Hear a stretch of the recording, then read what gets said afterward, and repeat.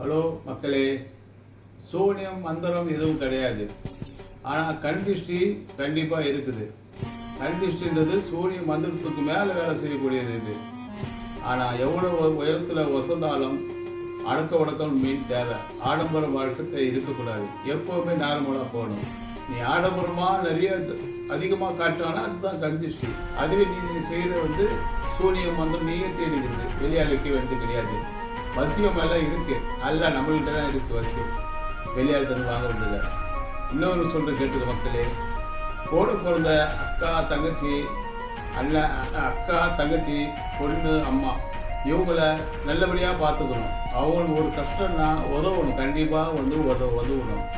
ஆனால் வெளியே நீ தர்மம் பண்ணுறது பிரச்சனை இல்லை. இந்த கூட பிறந்த அக்கா தங்கச்சியும் வயிற்றுல பிறந்த பொண்ணுங்களும் எந்த அளவுக்கு நீ பார்க்குறியோ அந்த அளவுக்கு நீ செழிப்பாக இருப்ப, சந்தோஷமாக இருப்ப.